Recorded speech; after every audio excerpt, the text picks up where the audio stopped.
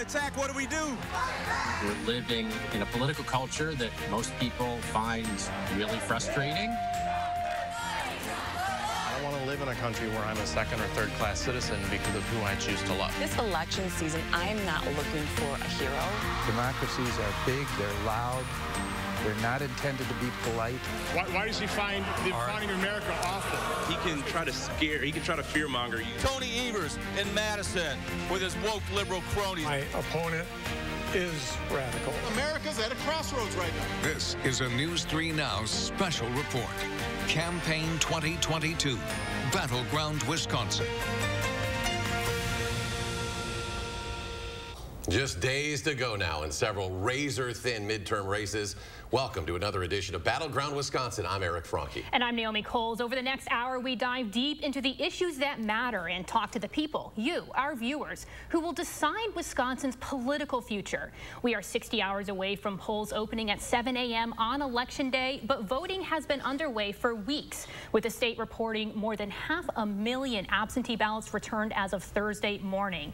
Results will start trickling in shortly after 8 p.m. when polls close on Tuesday, but don't expect top races to be called till at least a few hours later in the evening. The first race to watch is for governor, as Governor Tony Evers seeks a second term. Construction executive Tim Michels is trying to capitalize on a favorable environment for Republicans looking to unseat Tony Evers. Polling consistently shows this race as possibly the closest. Marquette Law School polls have held 1- and 2-point differences between them over the course of months now. The last one just this week showing a dead even tie. It is the most expensive governor's race in Wisconsin history. A whopping $115 million spent between the campaigns and also outside groups. And in a race that could help swing U.S. Senate control, two-term incumbent Ron Johnson challenged by Lieutenant Governor Mandela Barnes.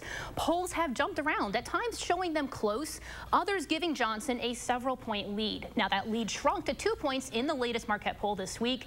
That race, according to one organization, is the 6th most expensive in the country.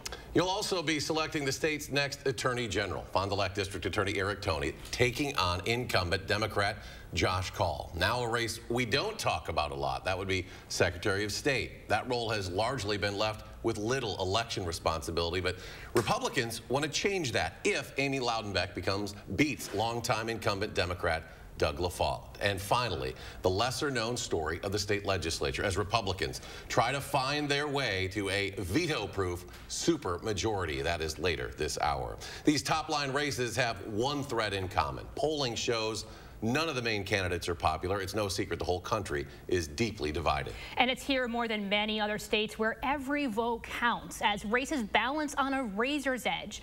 That leaves candidates scrambling for the votes of a disgruntled and worn-out base. The sheer blur of harsh attack ads, most capitalizing on 2 years of headlines that have left people raw and bitter. Inflation remains well above our longer run. Now, both parties may face a reckoning with their own voters. With this election season, I'm not looking for a hero. I don't feel like either have taken enough time to really listen to what it is that people are actually worried about. I used to vote Democratic, and so this year I will be voting primarily Republican. To do something with. So it's really in-depth and complicated. Going out like this is kind of an act of bravery. Claire's non-binary transition has come during a moment when their existence has been targeted for harassment by many conservatives. But even as a regular Democratic voter, they have harsh words for what they see as inaction from their own party. They say all the things to get all the votes, but then when it comes down to actually enacting any of those policies that they put forward, they kind of hand-wring and they don't really do anything. Meanwhile, the Republicans can go and just do whatever they want. Displeased with President Joe Biden, they'll vote, but says some in her friend circles won't. I know some of them are just like, I'm not voting because I have to vote for Democrat, and Democrats don't do anything. Yeah, let's go! First races that I helped out on were stuffing envelopes for Tommy Thompson and passing out literature for Bob Caston in 1986. James Wigderson's Republican roots in Wisconsin are undisputed. I always voted for Scott Walker. I was a big supporter of him, and I supported Ron Johnson in 2010. And 2016 as well. But the former Right Wisconsin editor's op-ed in the Journal Sentinel last month told a news story. And even though there's not an issue on which I agree with Governor Tony Evers or with Lieutenant Governor Mandela Barnes, I'm planning on voting for them in this November's election. Still a Republican at heart, his change is single issue. You're going to see more and more data that comes out. After 2 years where leading Republicans have questioned the integrity of elections, on the details of while others believe without evidence the lie that it was stolen, he believes the future of democracy is now on the ballot. I think that Tim Michels will have the power in 2024 to decide whether or not to certify Wisconsin's elections, and that could throw not just Wisconsin into chaos, but think about that Wisconsin is a swing state for the entire country. Possibly. It's not that they're fantastically unpopular, it's just that nobody is popular. These voters, of course, they don't speak for everyone, but trends captured in Marquette Law School polls tell an unusual story. Of all our top ballot candidates underwater in popularity, well below 50% approval. We've lived through a pandemic, we're living with inflation, we're living in a political culture that most people find really frustrating, if not toxic. The Journal Sentinel's former D.C. bureau chief, Craig Gilbert, has covered decades of Wisconsin elections. He can remember a time when truly undecided voters accounted for as many as 20% of the voting population. That has gone down to like 5 or 6 or 7%. They were never very pleasant. It was an era when former Democratic Governor Jim Doyle would serve alongside a Republican Attorney General. A reverse from the 1990s when Doyle himself served alongside Republican Tommy Thompson as a Democratic Attorney General. He'd get close to 60%. And then the next name, Attorney General, I'd get close to 60%. So you'd see, 20% of the people that were voting for a Republican at the top and a Democrat at the second. We saw glimpses of that in 2018 when Tammy Baldwin won with 10 more points than Governor Evers' slim victory. But for the most part, it may be a bygone era. So most of the country is divided just as we are. It's just our division happens to be just by sort of chances 50-50. You were also the last one, interestingly enough, to serve as governor with a legislature that was controlled by 2 different parties. So there was a movement in my 8 years from all Republican very overwhelmingly to first divided and then to a legislature that was Democrats in both houses, although only by 1 or 2 votes. Historical headwinds for midterm elections nearly always go against the party in power. Republican hopes for a red wave may have a shot. It's inflation, the economy, public safety. Fueled by the kind of disillusionment we heard earlier among key voting bases, like younger folks and people of color. Joe Biden is kind of pretty unpopular among younger voters, even though we think of that as kind of a Democratic-leaning demographic. I am here to ask you to vote. It's why getting their voters to the polls is such an emphasis as campaigns wind down. And it's why your vote in a state like Wisconsin carries so much weight. We live in a democracy. Democracies are big, they're loud, they're not intended to be polite. They are intended to be a time when people with very strong differing opinions bring them forward, and then we have the election and we see who wins. And much more ahead. A team of political reporters standing by in just a few minutes. But first, we check candidate policies and hear from young voters, a group that could decide the election.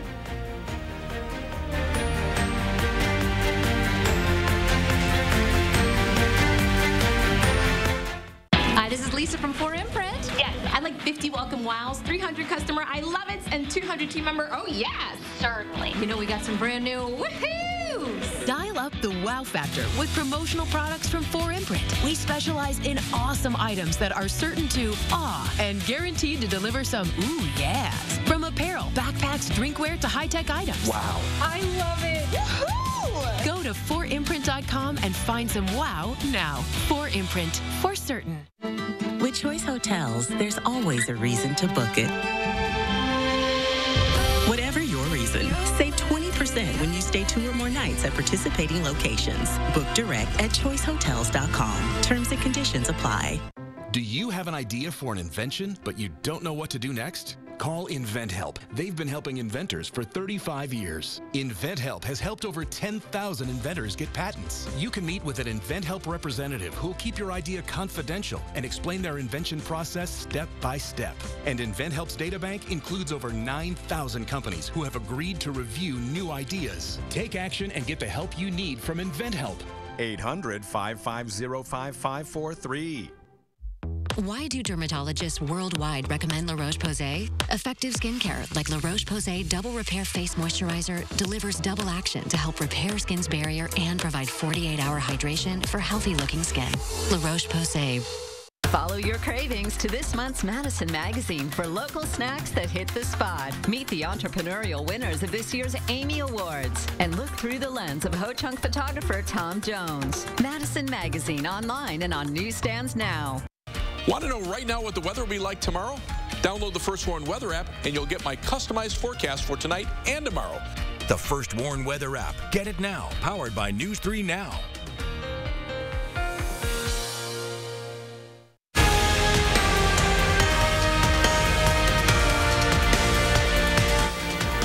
Welcome back. To hear from the top candidates on the ballot, we are cutting through the noise. Political reporter Will Keneally brings us the first of several reality checks throughout this hour, honing in on Republican Tim Michels challenging Governor Tony Evers. A good portion of the Michels campaign is a referendum on the last 4 years of the Evers administration. Republicans had unified control of Wisconsin government essentially from 2011 through 2018, and they want to return to that. But Evers has stood in the way, leading Wisconsin through the pandemic and the recovery afterward, while also vetoing a good chunk of Republican legislation. That record is part of what Michels is running against. Tony Evers is following through on his campaign promise. Yep, he wants to empty the prisons. The prison population is down by 13%, or a few thousand inmates, since Evers took office in 2019. And at the same time, Evers has also pushed for things like expanding the state's earned release program and eliminating felony bail jumping. However, the Republican-controlled legislature took those out of his budget proposals. One of the biggest things Evers has done, though, is restart the state's pardon process. Former Governor Scott Walker had pardoned no one under his term. In contrast, Michels has taken a hard line on crime in this race. He's backed things like a mandatory sentence for felons convicted of gun possession and imposing penalties against communities that, quote, defund the police. Tony Evers, he's been in charge of education his whole life. He's been ahead of education here in Wisconsin for the past 13, 14 years. You would think that education would be going well under his leadership. Michels attributes this to falling test scores, and state data does show that over the last 5 years, statewide ACT scores have declined. Michels' solution is universal school choice and a parent's bill of rights, giving them more knowledge of what's taught in the classrooms. The people of Wisconsin have been overtaxed. So we're going to lower income tax. We're going to eliminate the personal property tax. We're going to look at all the tax code. Michels says that he is open to a flat tax and believes that the state's surplus is a sign of everyone being overtaxed. A flat tax would mean reducing the state's income tax on the highest earners so that everyone pays the same rate. Economists have criticized the proposal, though, and have questioned where the state will make up that funding gap and whether that will be felt among the state's lowest earners. I'm Will Keneally with this reality check. When Joe Biden won the state by roughly 20,000 votes in 2020, it kicked off recounts, audits, and court cases that upheld his victory. It also led to clampdowns in voting access and changes to some voting rules. Here's a recap of those happening just this year. After the use of absentee drop boxes greatly expanded during the pandemic, the Wisconsin Supreme Court ruled them illegal this July. In September, a lower court ruled that clerks can no longer cure ballots for people missing part of an address on their absentee envelope. Clerks can still send back an absentee ballot for voters to fill in that information and then return. And a little more than a week ago, a Wisconsin appeals court upheld a ban on ballot spoiling, where people who have voted absentee can request to cancel their ballot or spoil and then vote again. Now, as a storyline of close races and a divided state continues, we turn our attention next to a wild card, young people. As Talil Mohadeen explains, they could be the make or break in this cycle. Whether they like it. Yes, I'm very interested in politics. Or not. I try to limit it because it can be depressing. Heading into the midterm election, young voters have seen the political ads, posts on social media, and gotten the text messages. It's very much in people's faces. Competing candidates all vying for their attention. Come Tuesday, UW-La Crosse political scientist Anthony Chergosky says young people are a group that can make or break Wisconsin's tight races. This election year is ripe for young people to make a big difference. Chergosky says what makes this population one to watch is their unpredictability. Only a few candidates have come close to solving the puzzle of young voter turnout. Obama had a unique ability to appeal to young people. Data from the Obama-era's 2012 election shows the number of active voter registrations in the dairy state for people aged 18 to 34 reached an all-time high. Campaign 2020 came close, though. I ran because of you. With Donald Trump both inspiring and angering young voters. Ever since Donald Trump came up, I think it's the conversation of politics rose up, at least among my peers. Chergosky says there's no one factor to explain young voter turnout, but candidates viewed as outsiders have gotten their attention in the past. It's one of the reasons young Republican William Blathras is looking to Tim Michels, particularly because of Michels' abortion views. We have it outlawed now with the law that was passed in 1849. I think it's important that we as Republicans enforce that. I think it's a morally virtuous law. That's also compelling young voters like Brett Singer, at odds with the Supreme Court decision to head to the polls. It might not be essential to me, but people that are important to me in my life, like family members, friends, I want them to have access. Member of the Rock County Democratic Party, James Foss, says he's worried about how Roe v. Wade's legal precedent will impact the ruling that upholds gay marriage. I don't want to live in a country where I'm a second or third class citizen because of who I choose to love. The issues are diverse and wide-ranging. Public safety, climate change, education. As Yan Kok Tao explains, who doesn't identify with either party. Every candidate has just their bits and pieces, so no, none in particular right now. They're not really hitting me on the spot. So, will young voters be motivated enough to head to the polls on Election Day? For this group, the answer is yes. But their peers, I feel like it's not a priority. All they can do is encourage them. Pretty two different extremes right now. So hopefully one of them will point you in a direction that at least something in some aspect of your life can improve. In Madison, Tahlil Muhiddin, News 3 Now. And up next, the governor's race and the possibility of splintering state agencies. Plus, our panel of political experts standing by as we break down the massive amounts of money that have poured into the races.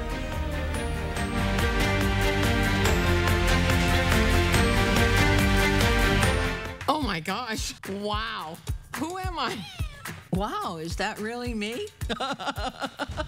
Hi, I'm Annette, and I'm an actress. Under-eye bags and wrinkles are so frustrating. They're so hard to hide and so hard to get rid of. I came across Plexiderm, and I was so excited. We have a model. His name is Richie, and all he's doing is taking a small amount. It's so powerful. That's all it takes. And what I love about Plexiderm is this is something that you can do in the convenience of your own home. And I did this to my father. We were at home, so we applied it to his under-eye bags, and let me tell you, we were so excited. In under 10 minutes, they visibly disappeared from view, and now it is literally part of both of our daily routines. He calls me every single month saying, "Hey, Annette, I'm out of Plexiderm. Please send me more." It's a cream. It's a topical. It literally creates an invisible layer that tightens the skin and smooths it out. All you do is gently rub it underneath your eyes, on your fine lines and wrinkles, and it visibly disappears in as little as 10 minutes. My real true opinion is holy words I can't say on camera. This is absolutely unbelievable. I mean, I could feel it just lifting my skin. It was amazing. It feels good. Feels great. Looks even better. I can't even believe that this worked. I was a little skeptical, I am not going to lie, because I saw people online with it. I'm like, yeah, right, that can't possibly work. I'm telling you, it really works. I thought I might see a little difference, but to see that big of a difference, I have so many dark circles, I have the puffiness, I have the lines, like, it's amazing. You have an event, you have any of those moments where you want to feel the best about yourself, I am telling you, the videos that you see on social media and TV are real. This Thanksgiving is the best time to try Plexiderm with our starter price of only $14.95. Plus, get free shipping. Your solution is at plexidermtrial.com or call the number on your screen.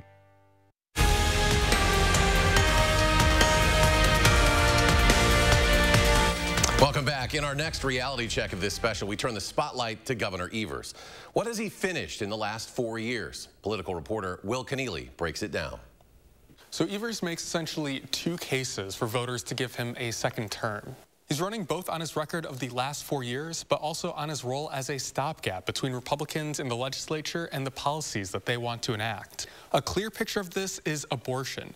Evers has long said it's on the ballot this year. What he can do, though, is limited.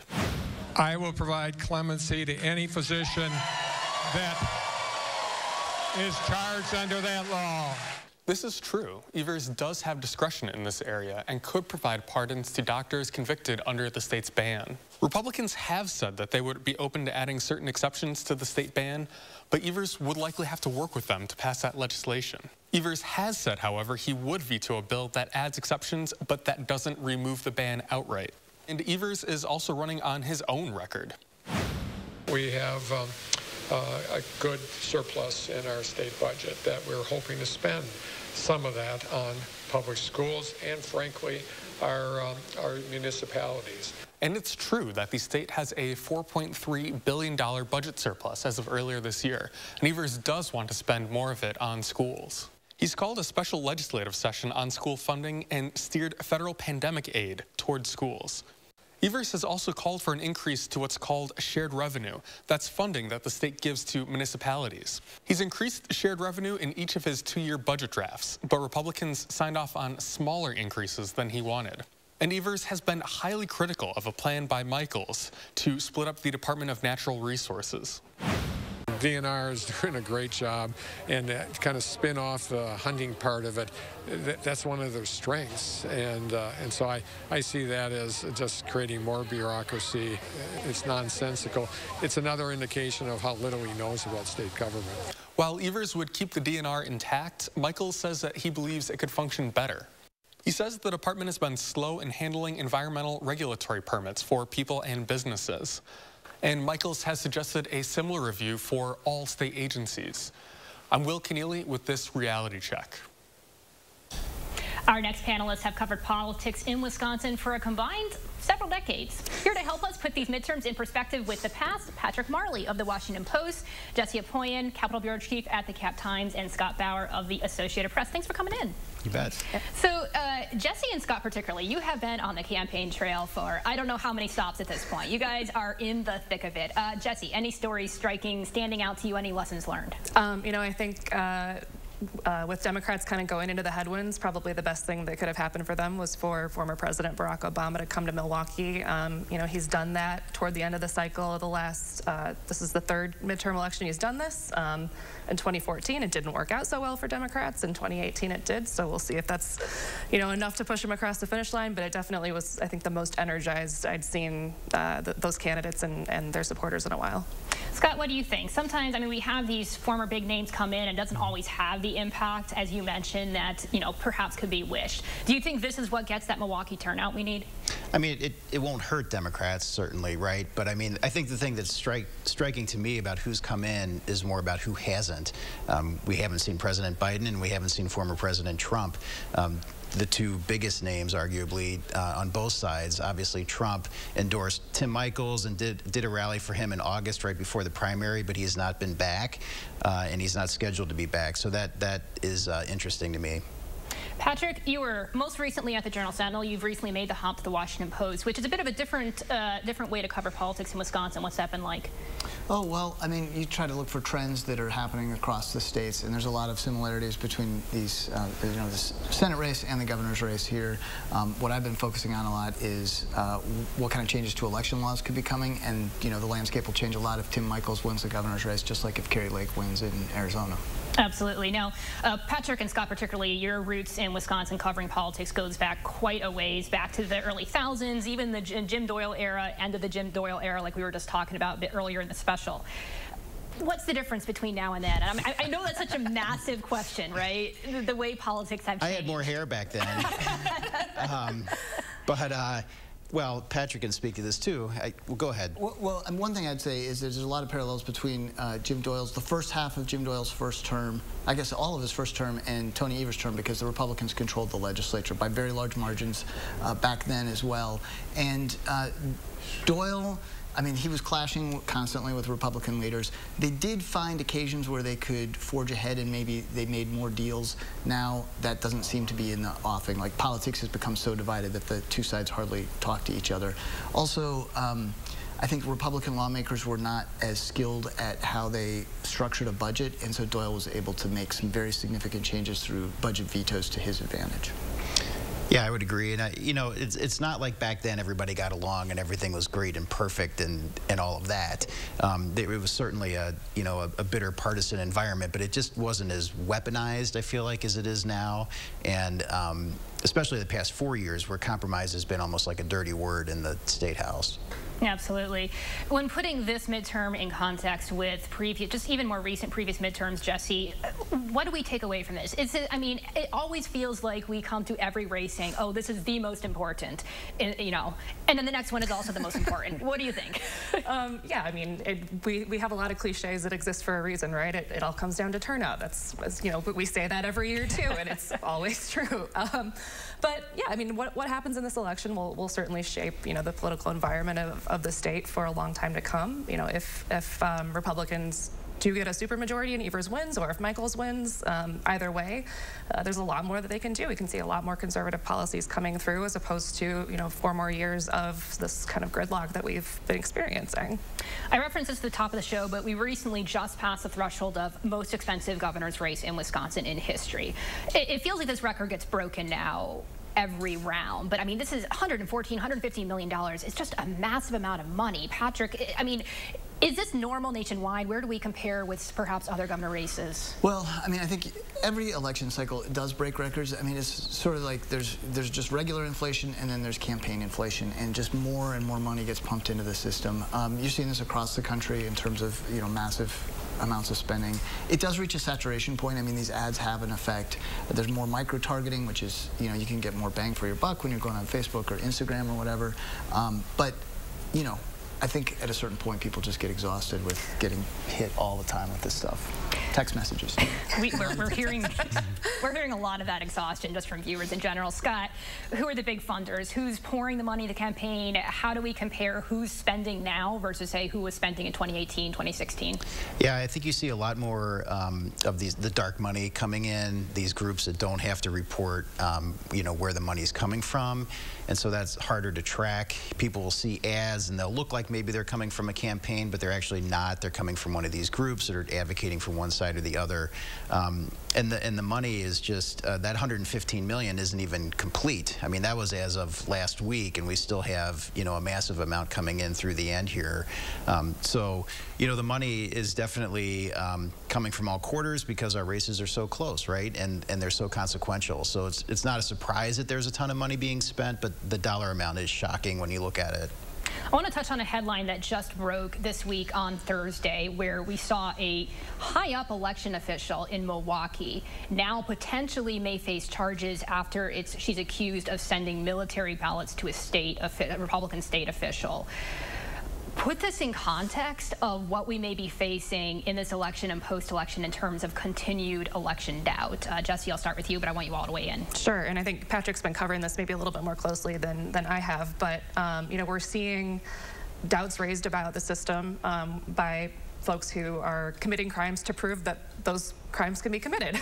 It's a little bit of a, I don't know, circular logic kind of argument, but it doesn't help with confidence in the elections. And, you know, it's interesting to see this coming from someone who works for the Election Commission, because, you know, usually the answer from election officials is, come watch us, come see the process, you know, see how things work, have faith in the system. So it's definitely significant to have that coming from within the system. Yeah, this is the second time we've seen this sort of like testing of the system by someone who says that there are holes in the system. And I think what causes the concern of most election officials is that now people have these doubts when, you know, it was a small number of ballots, it was immediately caught, and they got on top of it. But they fear that voters, many of whom are already inclined to think that our systems don't work, that they'll have even less faith in the systems we have. Absolutely. Scott, in our last 30 seconds or so, I mean, how long do you think it would take to potentially get results in? And I mean, how many court cases might we be looking at? Well, the Associated Press is collecting results from all 72 counties on Tuesday night. Milwaukee says they're going to have everything counted by 11 o'clock. So if that holds true, we should know by the end of the night where things stand. If it's too close to call, we may be, waiting even longer, but we'll see. Absolutely. All right. Well, we have a long election night ahead of us, I know. Y'all going to get any sleep over the coming week? Maybe after Tuesday. We'll see. Depends on how close Then we get to cover the court cases. Yeah, exactly. Yeah, we do. It doesn't end on Tuesday, that's for sure. All right. Patrick, Jesse, Scott, thanks so much for coming in. Always great to hear all of your expertise. I appreciate it. Thank you. All right. Up next, why the governor's race may not actually matter. Plus, will abortion be what decides the midterms? You can hear from multiple voters who count this their single issue.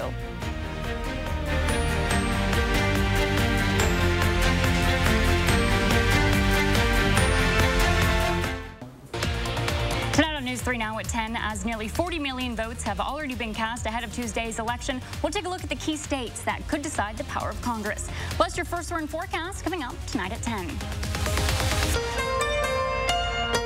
We wanted to create an inclusive environment, bringing together families and kids with special needs at a special place where they can play and be themselves. Charlotte DeLeste takes you inside Madison's new Keep Calm Sensory Zone, Monday at 10. With Choice Hotels, there's always a reason to book it. Whatever your reason, save 20% when you stay 2 or more nights at participating locations. Book direct at choicehotels.com. Terms and conditions apply.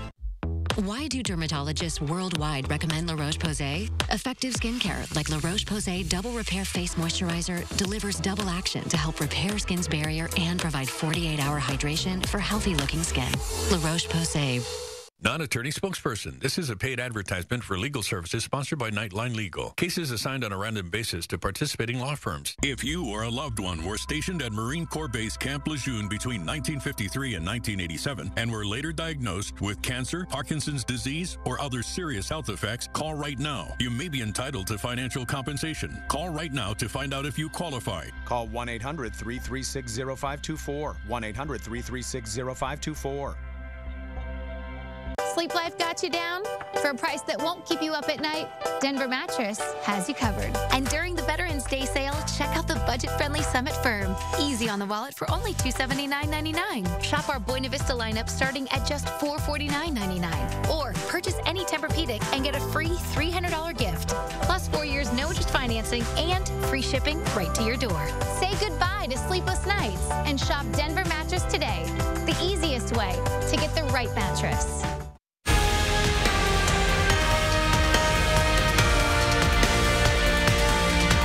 On the minds of many Americans this summer, the overturn of Roe v. Wade. But as we head into the midterm election, are abortion rights still a primary issue for voters? Our Catherine Merck puts one of the year's biggest headlines into perspective. We all remember this summer's sights and sounds. After Roe v. Wade was overturned, emotion erupted across the state. And that's why I'm here to tell you today that we cannot go back. We can never go back. But will these feelings translate to the ballot?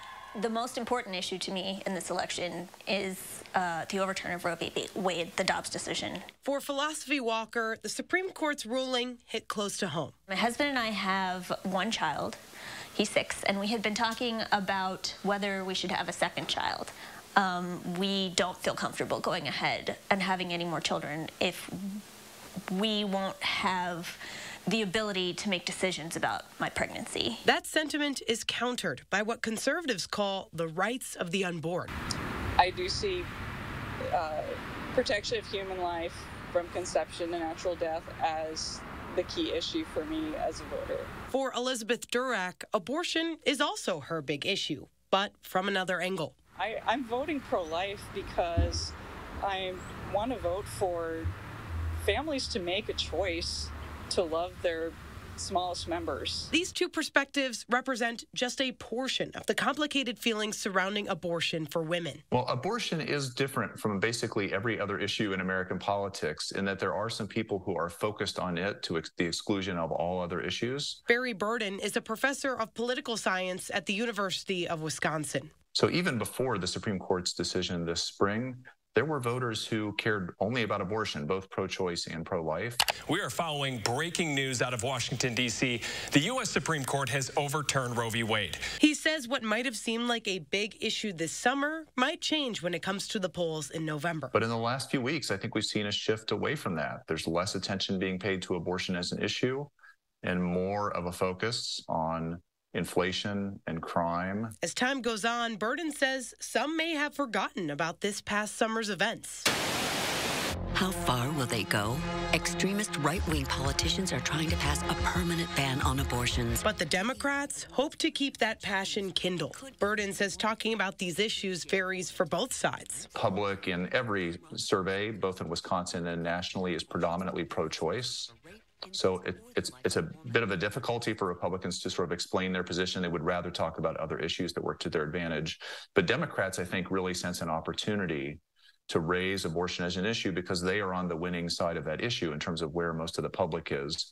The voters, meanwhile, are watching. I will be voting for all Republican candidates because they are those who more correspond with what are the most important issues to be. I hope the candidates that I vote for win. I think everybody hopes that. But I hope beyond that it sends a message to the national parties that this is a priority. As for what this issue means for an election outcome, it's unclear how these scenes will translate at the ballot on November 8th. Reporting in Madison, I'm Catherine Merck with News 3 Now. So Election Day, just 3 days away. We want you to be ready to vote, so we have everything you need to know about Tuesday's election in one place. That's where you can vote, what you should bring to the polls, and much more. It's all at channel3000.com. There's also a list of all the local races and profiles of the candidates. And then election night, we will have extensive coverage online, on the air, and live streaming. Campaign 2022 CBS News coverage begins at 7 o'clock with local cut-ins every half hour. You can find live streaming from the News 3 Now team with analysis, reports from campaign headquarters, and early returns at 8 p.m. on Channel 3000 and Channel 3000 Plus. Those returns can be found on the bottom of CBS News coverage. And then, of course, stay with us for News 3 Now at 10. We will be on the air until the major races are called. There has been a great deal of focus during the campaign on races for governor and the U.S. Senate. But down the ballot, a red wave on Tuesday could lead to a veto-proof supermajority in the state legislature for Republicans. Today, I'll be vetoing 6 bills sent to my desk that would... In the most recent legislative session, Governor Tony Evers set a Wisconsin record for vetoes, 126 in a single legislative session. I'm going to veto Senate Bill 183. But if things go the way Republicans would like them to go on Tuesday, even if Governor Evers wins a second term, his veto pen could be rendered almost useless by a Republican legislative supermajority. It's really going to come down to really 5 or 6 seats and to see whether Republicans will get that supermajority. It's not probable, but it's possible Republicans could gain those 5 seats. The supermajority requires 2/3 control in both the Senate and Assembly, giving them the ability to override any gubernatorial veto. 6 months ago, Republican analyst Joe Handrick didn't think it was within reach. But as we sit here today, I think, well, the Senate, I think, is probably going to happen. And in the Assembly, I think it's actually possible. In the Senate, the Republicans only need to pick up 1 seat. That could come up in the Northwest, in the 25th District, where Minority Leader Janet Bewley is retiring, in an area that's been trending Republican. In the Assembly, it's a tougher road to jump from 61 to 66 seats out of 99. Going to have to pretty much run the table, and I wouldn't bet a lot of money that it's going to happen, but particularly if there's a red wave election, it is in the realm of possibility. Because they have more or less gifted themselves a seat in the 13th, they have the 2 advantage seats in the Lake Superior Northwest seats, and then they just really have to win 2 out of 5. But getting those seats won't come easy. Both Handrick and progressive Milwaukee area columnist Dan Schaefer agree to watch 3 key spots in legislative areas. Republicans would have to unseat incumbents in La Crosse in the 94th, in Stevens Point in the 71st, and also win in Oshkosh in the 54th, the seat belonging to retiring former Minority Leader Democrat Gordon Hintz. Schaefer also thinks the race in the 84th in Greenfield near Milwaukee could factor in. But here's where it gets tough. Because to get to 66, they're going to need to win a seat that's actually blue. They're going to need to win a seat that Governor Evers is going to win. A lot of that could come down to candidates, candidate quality. A lot of it could come down to, you know, whether or not there's an incumbent, whether or not there's an open seat. So what happens if the Republicans land a supermajority? Schaefer says it could leave half the state without a voice. Hendrick says while it would moderate the governor, he says it could lead to more responsible governance on both sides. I think it would cause everyone to just take more care in exactly what they're signing on to, exactly how they're voting, and from the governor's point of view, exactly what he's vetoing. There is a prospect where Republicans could really shut Democrats out of the governing process in the state entirely, in this 50-50 swing state. And that's not democracy. You know, that's giving yourself an advantage. Now, it has been 45 years since a controlling party had a supermajority.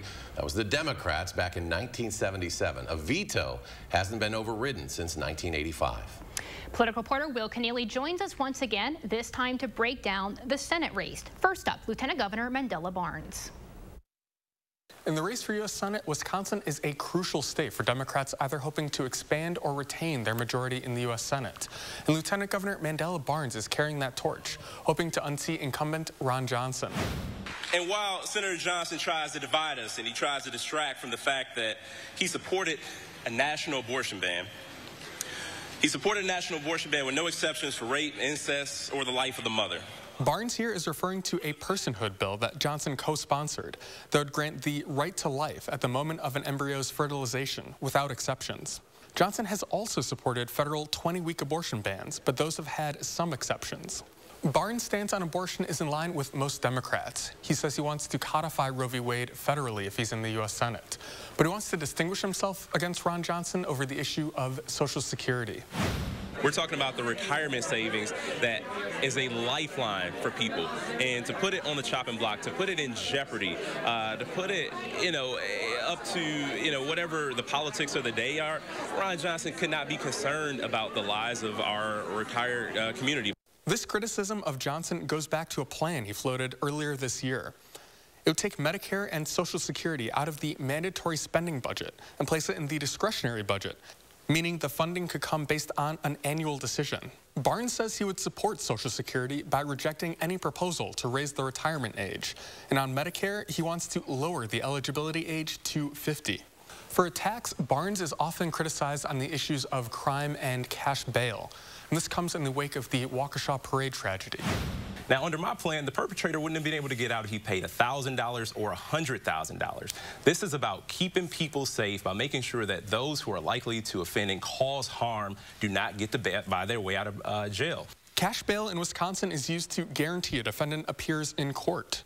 In a plan backed by Barnes, there would be no cash involved. Instead, a judge would hold a defendant if there is clear and convincing evidence that they would be a threat to the public. I'm Will Keneally with this reality check. And we'll be back with experts on polling results and what to watch for on election night. And one key race where we haven't been able to hear the candidates go head-to-head in a debate.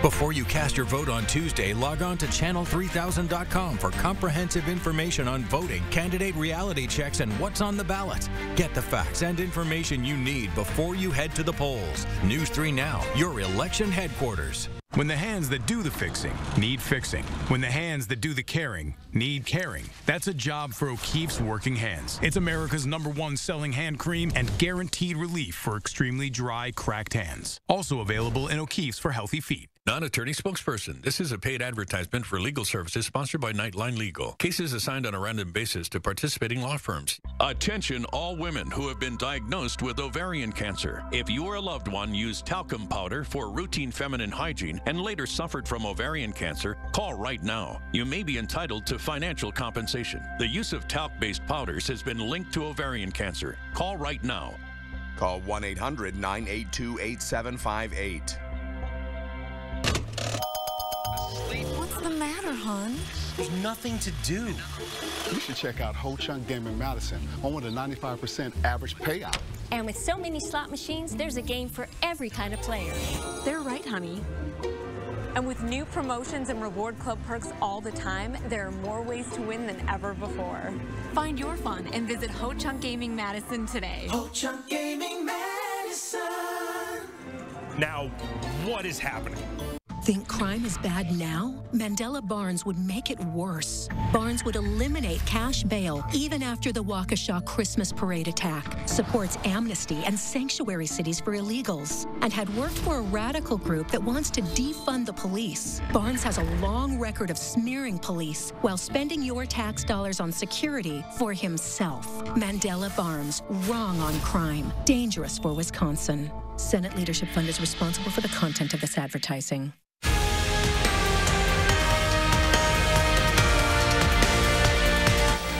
The latest Marquette Law School poll reveals a governor's race tied and a Senate race that's narrowed over the past few months. We talked to the poll's director earlier this week about those results.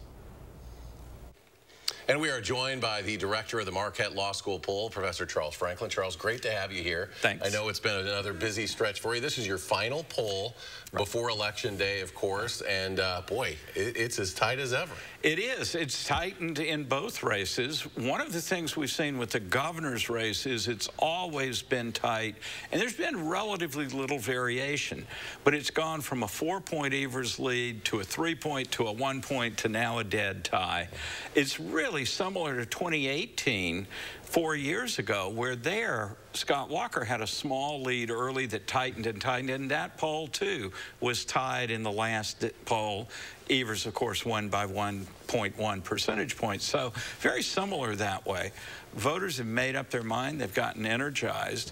In the Senate race, we've seen the race tighten there from a 6-point Johnson lead to just a 2-point lead. The margin of error is 5 points, so that all of these are basically obviously ties, inside. Yeah. Yes, toss-ups is really the right description for both races. What do you think has kind of made that tighten, though, in these last month? Is it the ads? Is it people are really starting to figure out what they want to do on Election Day? I think, first of all, it is that Mandela Barnes especially benefited from the primary and the way Democrats dropped out of the race, and it basically gave him the nomination. That was a bump for him that then dissipated as the general election campaign came into play. With Tony Evers, though, in the governor's race, you have an incumbent governor who's well known, and so there's been less learning in that race, though Tim Michels, as the challenger, has had to introduce himself. So I think the advertising has had effects. The negative side of all four candidates' images have gone up a bit during the fall campaign, but they've gone up primarily for the challengers, for Barnes and for Michels, whereas the two incumbents, Evers and Johnson, have not changed very much.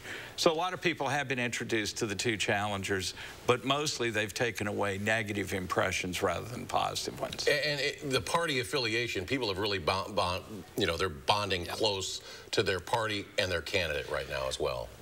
We've been talking about Wisconsin's party polarization for more than a decade now, but we're really seeing that come to its full flower this year. Over 95% of partisans are voting with their party's nominees, and that has fluctuated a little bit, but it's remained high through the fall. Voter turnout looks like it will also be at or close to the record turnout of 2018, which was a phenomenally high turnout for a midterm. And I think voters have largely seen such large differences between the candidates that they found it relatively easy to solidify their support. Turnout, what are some of the areas you're really going to be watching statewide on Election night? There's always Dane and Milwaukee counties, big Democratic bastions, big vote turnout in those two places, but especially Milwaukee fluctuates more in midterms compared to presidential years. So do we see a high turnout there like we saw in 2018 here in Madison? Turnout, or Dane County broadly, turnout has been rising and the Democratic advantage has been growing at the same time. Does that hold up? I'd look at the Fox Valley around Green Bay and south of there. that's an area where the cities have been voting Democratic, but the countryside has been solidly Republican. Where does the balance fall? Evers did pretty well there in 2018, but Tammy Baldwin actually won those counties in 2018. Where does that fall? And then finally, the Great Northwest is about 24% of votes, and it's awfully red. How big is the turnout there? Yeah. And do Trump voters turn out with Trump not on the ballot? They have some important state legislature races up in that well. It could drive the vote there. How about the independents? You still feel like they're going to have a huge role in this, right? Yes, in the sense that they hold the balance of power. About 41% say they think of themselves as independents. Now, some lean to one party or another, but that group is the group that we've seen shift from leaning towards the Democratic candidates in August to coming back to more even splits in September, and in the Senate race leaning Republican now, in the governor's race pretty evenly balanced. But where we've seen shifts come, it's been with that group, while the partisans have mostly been so tightly aligned with their party. Well, Charles, always great to talk to you. Always great to get your insight. 22 is done for you. Yes. Are you ready to look to 24 already? Just yeah, let's wait until December, all right? A little break for you, Charles. Thank you as always. Charles Franklin, Director of the Marquette Law School poll. Thank you as always. Thank you. And in a troubling nationwide pattern, 3rd Congressional District voters in western Wisconsin won't hear from their candidates on a debate stage. Jordan Fremstad explains why one chose to stay silent. 'Tis the season. We saved our pitchforks for lifting hay.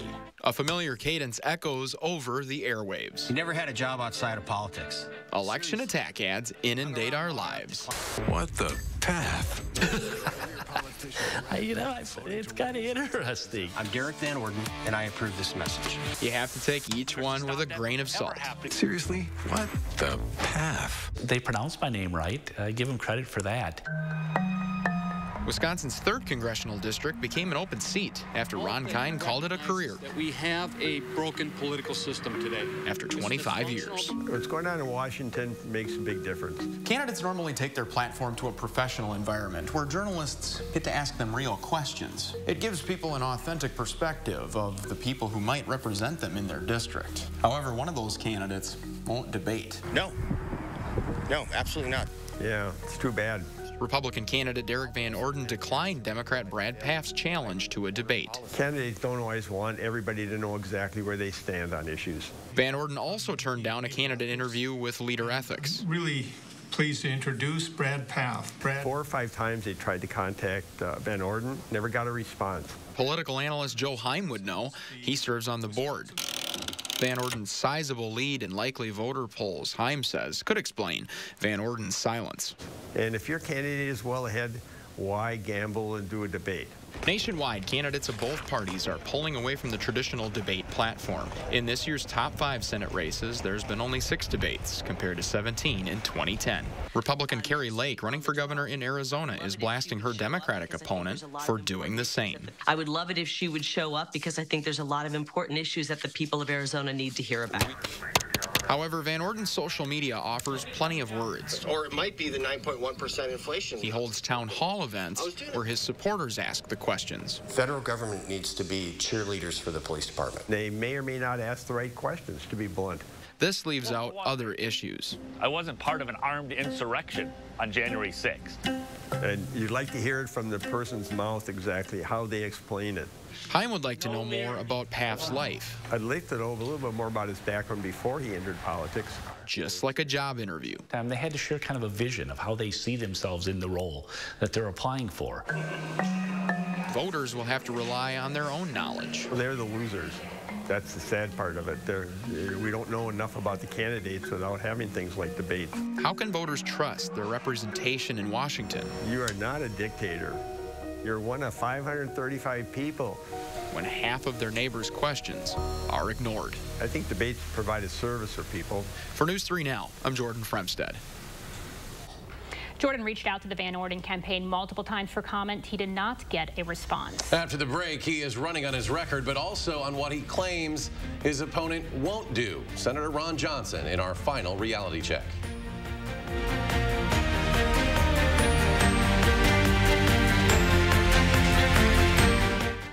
Wisconsin's senior senator has been in office since 2011 and is now running for a third term. In those last nearly 12 years in office, Ron Johnson has his own record to run on, but he is also positioning himself as a check against the Biden administration. And we see that here on the issue of immigration. There's nothing humane about this. It's completely out of control.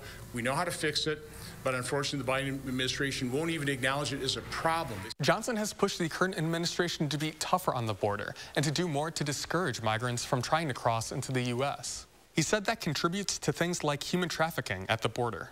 And it's true that the U.S. has seen instances of human smuggling rise in recent years. Johnson says he wants to return back to Trump-era border policies. Johnson has also touted his work on economic policy over the last 12 years.